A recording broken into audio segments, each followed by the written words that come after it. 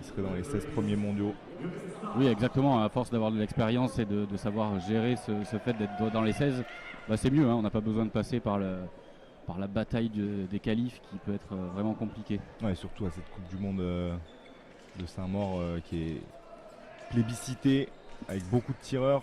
La journée du samedi, c'est une journée à rallonge dans laquelle on peut perdre beaucoup d'énergie. Exactement. Et voilà, début du match entre Nagy et Middleton sur la droite. 3 fois 3 minutes et 15 touches. 2 tireurs sont droitiers, les 2 tireurs ont une poignée cross. Voilà, Nagy, un peu comme tous les Hongrois, qui va plutôt verrouiller son terrain, et ça va être à Luigi de travailler, de créer les actions pour aller trouver les failles dans la défense adverse. Ouais, c'est ça, les 2 tireurs qui sont identiques au niveau de l'épée et de leur latéralité. En revanche, bah, ça va être une opposition un peu de style. Luigi qui est dans la bonne tradition hein, de l'escrime française, créative, avec la pointe qui va devant, qui va essayer de piéger son adversaire, de lui faire croire qu'il va dans une cible, changer de cible au dernier moment. Le Hongrois qui va verrouiller. Voilà, belle contre-attaque, touche double. Ouais, le Hongrois qui va verrouiller, Luigi qui a un jeu très délié avec une très grosse allonge, il a des bons engagés dégagés, techniquement il est quand même assez propre. Donc il pourrait trouver les solutions sur ce Hongrois là, mais voilà, il va falloir mettre en place. Ouais, on voit que cette action, dans l'idée elle est bonne, mais elle est faite au milieu de piste, donc le Hongrois a la possibilité de vraiment reculer avec les jambes pour pas se faire toucher. Ouais, un peu comme Alexandre Bardonnay tout à l'heure, c'est bien que ça se passe un peu dans cette partie de la piste. Ça, le Français est maître de la distance. Exactement, les dominateurs, là c'était bien engagé, dommage. Dommage que les deux se loupent. La riposte qui passe pas. Mais oui, avec ce pressing là, au moins... en mettant le Hongrois dans cette position-là, il n'aura plus qu'une solution de défense, la main, et il n'aura plus les solutions des jambes. Alors que quand on est au milieu de piste, on a 2 solutions défensives et du coup c'est beaucoup plus facile à gérer entre guillemets. Allez, il faut les mettre là au combat rapproché. Celle du Hongrois, elle est pas bonne. Parce qu'elle est portée après le dépassement. Exactement, mais il faut que Luigi là, il soit plus présent au combat rapproché. C'est une Coupe du Monde, on est à la maison, il faut être... plus tueur là au corps à corps. Ouais, beaucoup plus agressif hein, parce que là 2 d'affilée où il avait quand même l'opportunité de la mettre. Il faut vraiment voilà, qu'il monte au niveau de l'agressivité d'un. Allez, super celle-là. Elle utilise bien sa taille, son allonge, il piège le Hongrois. En fait, il lui met la pression, Le Hongrois, à un moment, il a plus d'autre solution que partir. Et Luigi est bien à distance. Exactement, ouais. Il l'a mis à sa distance, il le fait déclencher. Le Hongrois part un peu la fleur au fusil et il se fait contrer. 2-1 pour Luigi Middleton. Il reste 1 minute dans ce premier tiers-temps. Ah, le Hongrois qui ferme bien les portes. Hein. Ouais, ça verrouille bien. Hein, la sixte seconde, hein, c'est la maison hongroise. Luigi qui décide de laisser le terrain aux Hongrois pour le laisser attaquer. Pas qu'il tombe dans la passivité. Super bien, bien, super. Il a réussi à le contrôler à la distance, le faire partir. Et là, cette fois-ci, pas contre-attaque comme tout à l'heure, mais parade riposte. Donc il y a montré aux Hongrois qu'il avait 2 possibilités défensives, la contre-attaque ou la parade riposte. Donc ça met le doute aussi dans la tête adverse. Quand une fois on se fait sanctionner tout droit, puis la fois d'après on croit que ça va être encore tout droit, puis finalement il y a une parade, là on commence à avoir un peu des nœuds au cerveau. Là. Exactement, ouais. On sait plus quoi faire et c'est super quoi, parce que déjà offensivement je suis pas sûr que ce soit le meilleur attaquant Nagy. Et quand on se fait piéger 2 fois sur 2 choses différentes, et ben après on sait plus trop comment y aller. Puis il utilise bien sa taille, Luigi là vraiment sa grande allonge, il se met à sa distance dans son registre. Exactement, il est bien à son rythme, il est à sa distance à lui, il maîtrise tous ces paramètres là. Et avec l'allonge qu'il a, s'il maîtrise le paramètre distance, il a un temps d'avance sur chaque action. Ah, il me plaît bien ce premier tiers-temps là, il a géré ça. Ouais, ça a été bien maîtrisé, on le sent serein, hein, il n'a pas du tout été inquiété. Il aurait pu être un peu plus tueur sur les deux séquences défensives sur les corps à corps. Mais bon, il mène 3-1 dans ce premier tiers-temps. Le coach Robin Rieu va lui prodiguer quelques conseils pour garder et accroître le score en sa faveur. On sent quand il déclenche des attaques en milieu de piste et que le Hongrois est bien à distance, c'est très compliqué de rentrer dans la défense du Hongrois qui ferme bien toutes les portes, qui protège bien toutes ses cibles. En revanche, dès qu'il arrive à créer de l'incertitude, à le faire avancer, reculer et le mettre dans son rythme, c'est là où il arrive à ouvrir les portes, à saisir le bon moment pour sanctionner le Hongrois, ce qu'il a bien fait, ce qu'il a très bien fait 2 fois. Ouais, exactement. Voilà. Dès qu'il maîtrise bien la distance et la zone de piste sur laquelle il faut déclencher, et ben on voit que le Hongrois n'a aucune solution. Mais dès qu'il déclenche en milieu de piste, on voit que l'idée est bonne, mais le Hongrois a quand même de la marge pour pouvoir défendre. Donc il va falloir qu'il gère ça. Ouais. Même si Luigi est grand, le Hongrois est vif et il se met à distance, quoi. Exactement. Tomber dans le vide. Donc le début de la deuxième période. 3-1. Et on voit que Luigi essaye de reprendre la maîtrise des jambes, de la distance. Oh, elle est belle celle-là. Super bien fait. Donc on voit qu'il déclenche grand des jambes mais sans bouger le bras pour faire partir l'adversaire. Parade riposte. Magnifique. Ouais. Très belle touche de la part de le Hongrois en fait qui s'est bloqué sur les jambes. Et donc en fait il avait trouvé la solution. Il s'est bloqué sur les jambes. Donc Luigi en a profité ensuite pour l'attraper. Exactement, ouais. Il a cru voir une ouverture mais c'était un énorme piège. Et ça c'est très bien fait. Ouais.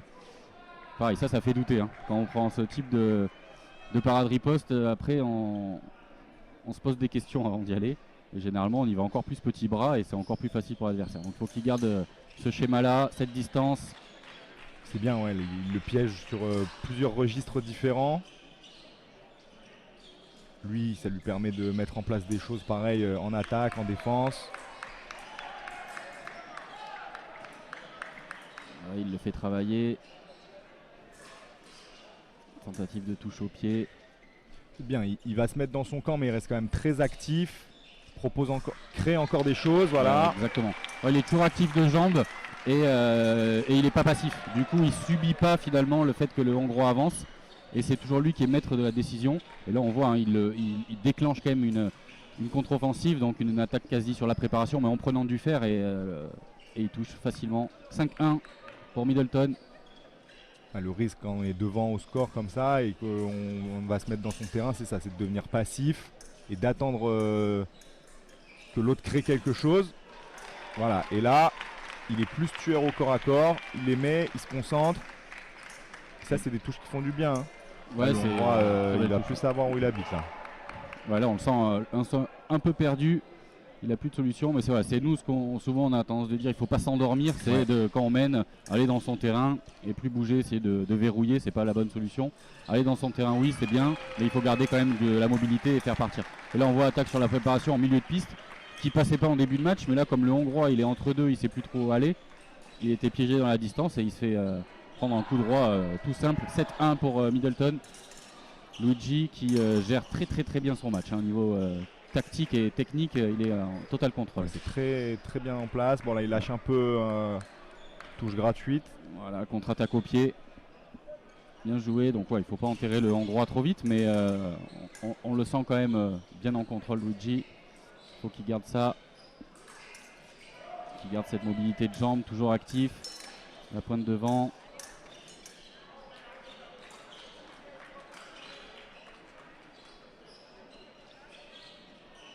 Là il subit faussement en fait, hein. On voit qu'il est quand même assez maître dans ses déplacements. Il attend un peu le Hongrois. Il change les distances, les fausses attaques. Ouais, le Hongrois peut pas se permettre de se rapprocher trop parce que Luigi de temps en temps il en déclenche une quand même. Donc en fait le Hongrois il est obligé de rester loin. Le problème c'est que quand on est loin et qu'on attaque, l'autre a le temps de nous voir arriver et souvent on se fait attraper quoi. Exactement, et puis avec la taille qu'a Luigi, là on voit qu'il défend mais il rentre pas dans ses 2 mètres, comme ça il a encore la possibilité de reculer et de parer. Et le Hongrois il est entre deux et il se fait